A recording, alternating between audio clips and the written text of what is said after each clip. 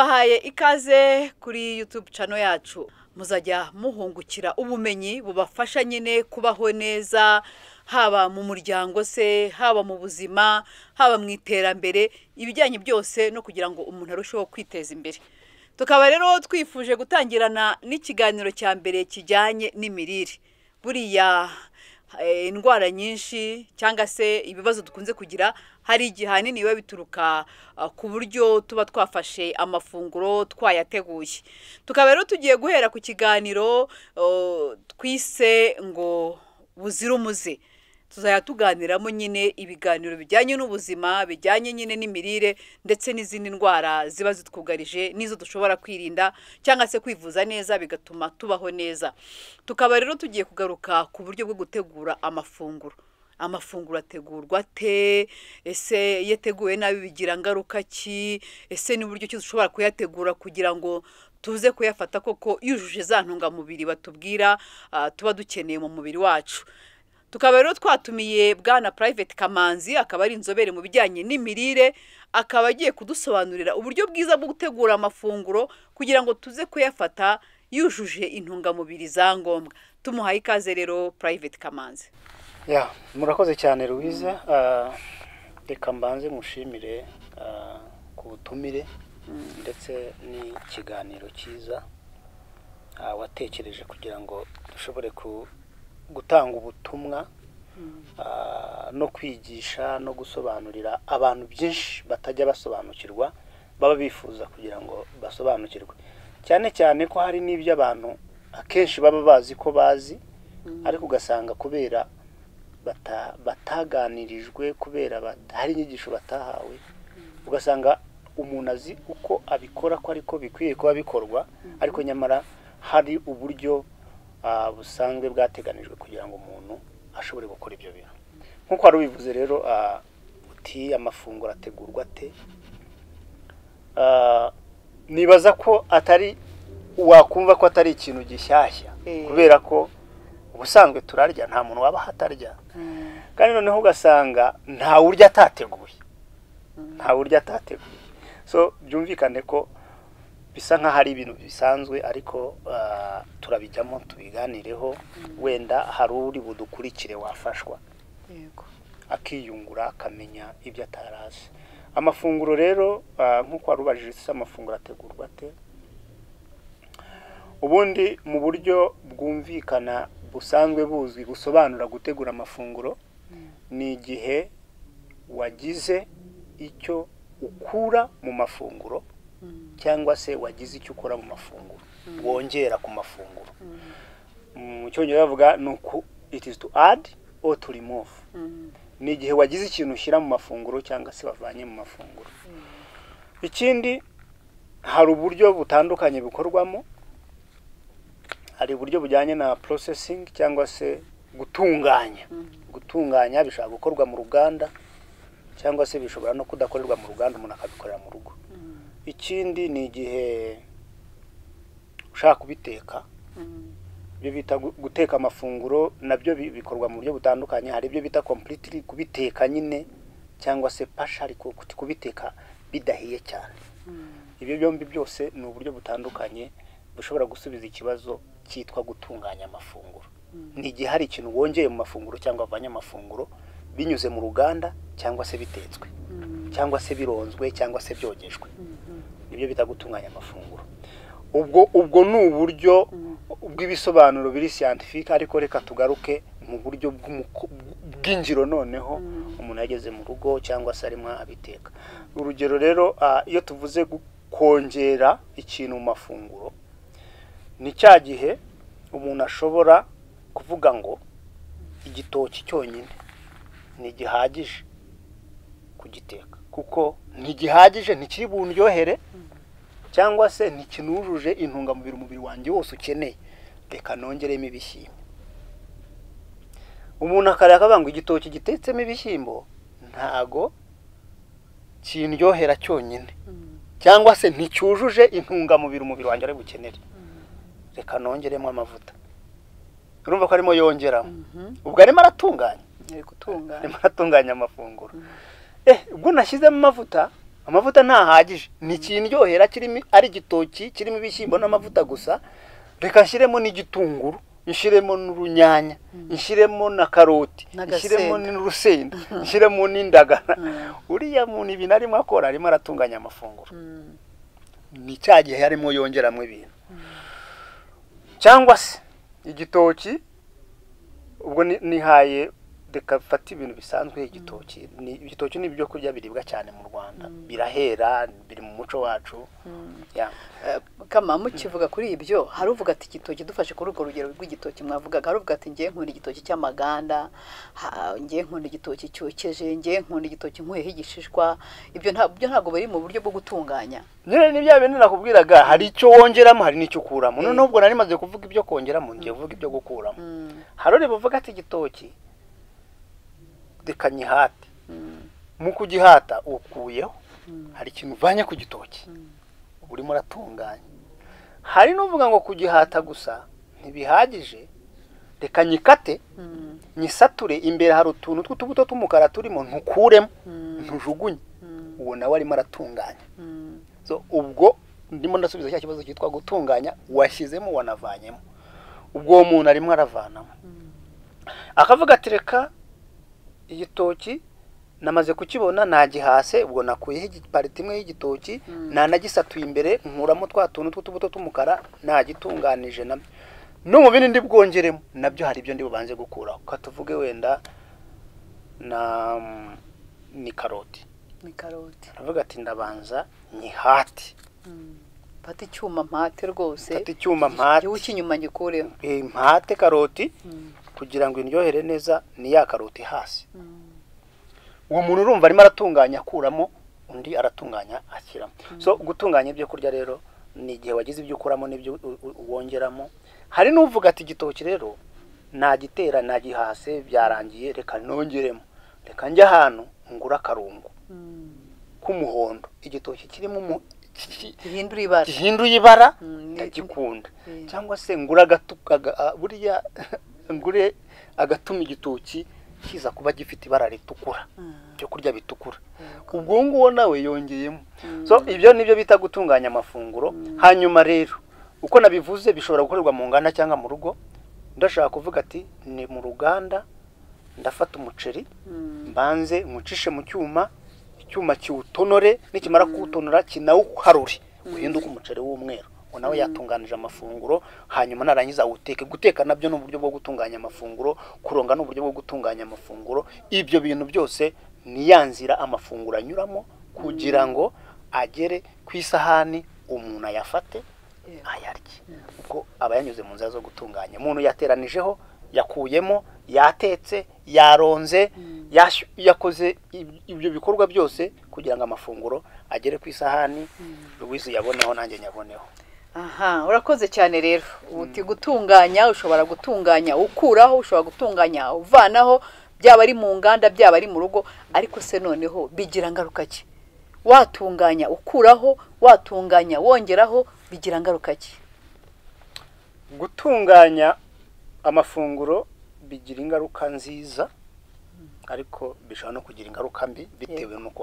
watunganije birumvikana nk'uko nari mbivuze mu mafunguro hari ibintu bigize ibiribwa ibihingwa bitaribwa umuntu atarya bitagira intungamubiri cyangwa se byaba binafite intungamubiri ariko bigasaba ko bibanza gutunganywa nk'urugero nk'uko nari mbivuze igitoki ushobora kugihata wenda igishishwa cy'igitoki nubwo kigira izindi ntungamubiri ariko ntiwakirya kuriya kose ukibona igitoki ni ngombwa kugihata ariko ubundi ntago tugira inama abantu guhata igitoki kiratonorwa ushaka kugitonora kuko kugihata hari igihe cy'icyuma kiyoba kikagucika kigatwara ikindi gice kinini cy'igitoki ubwo uyu munsi twivugiye twirefera wenda ku gitoki kuko ni ikintu gihita kiza mu muntu so hariho amafunguro abanza gutunganywa kugira ngo umuntu ashobore kuyakoresha ariko akagira uburyo atunganywa nk'uko nari mvuze igitoki ntago wakiryana igishishwa burya nacyo kigira intungamubiri ariko wenda umuntu aramutse ashatse kuzikoresha hari ubundi buryo yazikoresha ariko ni ngombwa ko igitoki gitonorwa hagasigarana igice cya abagiteka amaganda cyangwa bakacyotsa nibyo byaba byiza kurusha kugiteka ugitonoye. Kugiteka amaganda ni byiza kurusha kugitonora kitaratekwa, ariko urumva ko byanze bikunze cyagesheshwa n'icyo twari turimo tureba kizavaho nikimara no gushya kizavaho. Nikimara no gushya ntabwo umuntu yakirya, sibyo ko nakire ntacyo cyamutwara, ariko ntacyo ntabwo yakirya. Hanyuma rero nk'uko nari bivuze kubitunganya bigira ingaruka nziza cyangwa mbi. Hari ibiri ngombwa ko bitunganywa kubera ko hari ibice bibigize bitaribwa cyangwa bisabwa ubundi buryo bwo gutunganywa kugira ngo biribwe, n'ingaruka nziza ya mbere. Ariko cyane cyane hari n'ibitari ngombwa ko bitunganywa mu rwego wenda abantu babikoramo. Iyo tuvuze hari uburyo abantu dutunganya ibyo kurya muri bwa buryo twavuze za tubikoreye mu rugo cyangwa se mu ruganda, ugasanga n'ibice bitari ngombwa ko bivanwaho bivanweho. Byo rero bigira ingaruka zo kuba umuntu ariye intungamubiri zituzuye kandi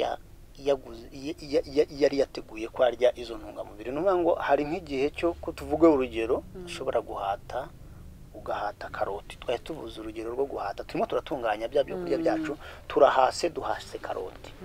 Karoti ubundi mu buryo busanzwe ibyo kurya byera munsi y'ubutaka bigira intungamubiri zabyo, cyane cyane imyunyu ngugu n'amavitamine, bikunda kuza bikibika cyane ku gahu kuri kagahu munsi y'agahu kabyo. Ibyo kurya byera munsi y'ubutaka, intungamubiri zabyo zigizwe n'imyunyu ngugu n'amavitamine, cyane cyane tunibutse ko imyunyu ngugu n'amavitamine nibyo bintu umubiri ukenera kugira ngo wirinde wubaka ubudahangarwa, wirinde indwara, wirinde izandura n'izitandura. Rero kandi zikaba ari n'intungamubiri zikunda gutakara vuba mu gihe umuntu atunganya amafunguro. Nari mbivuze ntanze urugero rwa karoti ko ni kimwe mu gihingwa munsi y'itaka. Bivuze ko nko nari mbivuze ibihingwa bihingwa munsi y'itaka, intungamubiri zabyo zigizwe n'imyunyungugu n'amavitamine zikunda kuba munsi y'akagaho. Ubwo n'ibirayi bizamo, n'ibirayi n'ibijumba bizamo. Rero iyo uhase karoti akenshi za ntungamubiri zari ziri munsi y'akagaho zijyana nako. Nongere mvuge ko ibyo kurya byera munsi y'ubutaka, ikintu bita starch, amafufu cyangwa se ari nayavamo isukari, akunda kuba hagati nyina, ntago ariyo ajya munsi y'agahu, ahubwo yo aba mu ntima uko hagati muri icyo kiribwa neza. Numa ngo iyo uhase rero karota kenshi, intungamubiri zimwe zigizwe n'imyunyungugu zikunda kugendera muri kagaho, hagasigara karoti ariko igizwe n'isukari nyinshi. Numa ngo bimwe mu ngaruka ziba mu gutunganya ibiribwa cyangwa se gutunganya ibyo kurya, zimwe mu ngaruka iyo dukura nuko hari intungamubiri zitakara. Hari intungamubiri zitakara kandi z'ingenzi, kuko nari mbivuze kuri karoti n'urugero nitije. Hanyuma mwibuke ko nigeze kuvuga ku kintu kijyanye no gutegura amafunguro ko hari igihe ibyo twongeramo cyangwa dukuramo, hari igihe rero tunongeramo ibintu. Kubyongeramo nabyo hari ingaruka bishobora kugira. Nk'urugero, hari igihe cyo ibyo kurya bitewe nuko twabitunganije, hari ibyo twakuyemo, tumaze kubikuramo tubishyira ku ruhande, wenda byari byiza nkuko nari mbisobanuye nanze urugero rwa karoti, wenda byari byiza, noneho tumaze kubibura kuko twabitaye, dushatse kugira ngo tubigarukane muri kwa kuri turashaka kugira ngo tubigarure. Uzabona kenshi hari igihe ibyo kurya tubitegura kubera hari ibintu byabyo twataye byinshi bigatangaza icyanga, byamara gutakaza icyanga, tugashaka icyanga tukagishakira mu bindi. Urugero, ushaka gutakaza icyanga cy'ibyo kurya kugira ngo kigarure ugashyiramo umunyu mwinshi cyangwa agasenda kenshi, cyangwa agasenda kenshi, cyangwa se ibindi bintu byongera icyanga mu byo kurya bikozwe mu nganda. Bimwe twigeze kubona nk'ibintu bigira amabara tomate biriya ntago aba ari ibyo kurya ubundi, ntago muri karemano yabyo ntago aba ari ibyo kurya, ahubwo ni igihe umunyenganda yagiye akavuga ati ko nzi ko abantu muri iki gihe basigaye bategura n'abo amafunguro agatakaza icyanga, kuki ntabagarurira icyanga mu byo kurya. kuri umushinga akagenda agafata ubwoko bw'ikinyabutabire runaka akabuvanga n'ikindi, ku buryo we rubize n'ugifata ukakirya wumva ari urunyanya kandi atari urunyanya. Urunyanya rufite intungamubiri, ndibaza reka mbahe nk'urugero. Buriya inyanya zigira intungamubiri yitwa lycopene. Lycopene ni intungamubiri urunyanya rugira, ari nayo ituma urunyanya rutukura, rugira ririya bara ritukura. Ni ikintu kimwe mu bigize urunyanya cyitwa lycopene. Lycopene ni intungamubiri ifasha umuntu, irinda kanseri yo mu muhogo, irinda kanseri yo mu gifu, irinda kanseri y'amara, irinda kanseri zifata urungano ngogozi. Ndashaka kubwira ko urunyanya nufata ikindi kintu cyakozwe mu ruganda kitari urunyanya ntabwo uzarusanga na lycopene, kubera ko lycopene ni ikintu urunyanya ruremanywe rufite muri rwo naturally.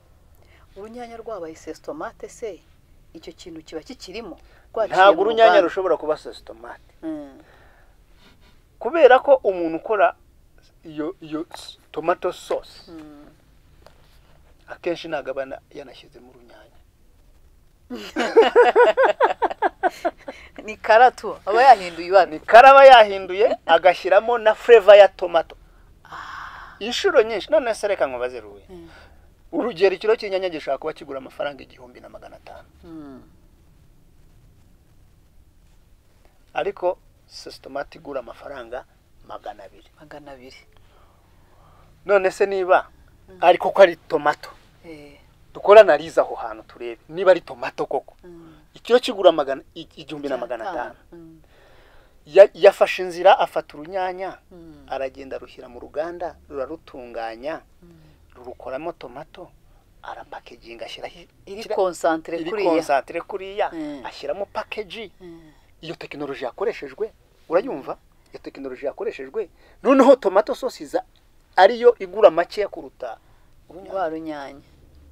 So bivuga ngo rero wenda tuzabigarukaho ibyo mu nganda nabyo no kubyibazaho. Rero wenda icyo nari turimo tuvuga ibyo dukura mu byo kurya igihe turimo tubitunganya n'ibyo twongeramo ingaruka zabyo. So nibyo nari mvuze nyine, hari igihe ibyo kurya bitakaza icyanga cyabyo, byamara gutakaza icyanga cyabyo twe tukajya gushakira icyanga mu bindi bitari ibyo kurya, ariko tuzi ngo ni ibyo kurya. So mu gutunganya amafunguro rero ari nacyo kintu turimo twibandaho cyane, harimo gutakaza intungamubiri, twamara kuzitakaza tukajya kuzishakira mu bindi bitari intungamubiri. Ibyo rero bigira ingaruka nyinshi cyane mu gutera indwara. Turimo tunabona ubu ngubu kanseri ziri hejuru cyane tubona buri munsi. Uyu munsi ndashaka kukubwira ko kanseri zirimo ziba icyorezo. Buriya tujya kumenya ko ikintu kirimo kiba icyorezo igihe duhuye turi abantu batatu. Ushobora kubuzi umuvandimwe wawe yirwaye, uwo mwigana, uwo musengana, uwo mukorana, uwo muvukana, mu muryango ukabuzi ko hari umuntu nanjye ari uko nundi ari uko. Icyo gihe dufite amakuru ku bantu tuzi, icyo gihe icyo kintu ntabwo kiba ari ikintu cyoroshye, ni ikintu kiba kimaze gufata intera. Rero kanseri, indwara zitandura, diabete, imivuduko ikabije y'amaraso, indwara z'umutima zimaze gufata indi ntera kubera imitunganyirize y'amafunguro yacu itari myiza. Arakoze cyane Private Kamanzi ku kiganiro cyiza tubwiye ati mwongere mutekereze ku bijyanye n'uburyo mutegura amafunguro, kuko bishobora kuba ari intandaro by'izi ndwara bita ngo ni indwara z'iterambere, ariko mu by'ukuri zijyanye n'uburyo kera wasangaga ababyeyi bacu, abakurambere bacu bategura amafunguro, ariko uyu munsi kubera iterambere tukumva ko ari byo byiza gutegura karoti tuyihase, ibirayi tubihase, ariko bikazatugiraho za ngaruka turi kubona uyu munsi. Reka wenda ikiganiro tube tugicumbikiye aha, ubutaha tuzajya kureba koko noneho mu bikorwa ese koko bitegurwa gute. Tuzagira ibyo gusura imiryango cyangwa se ahandi hantu bateka, turebe uburyo bategura ya mafunguro tubihuze n'uburyo koko byagombye gutegurwa neza.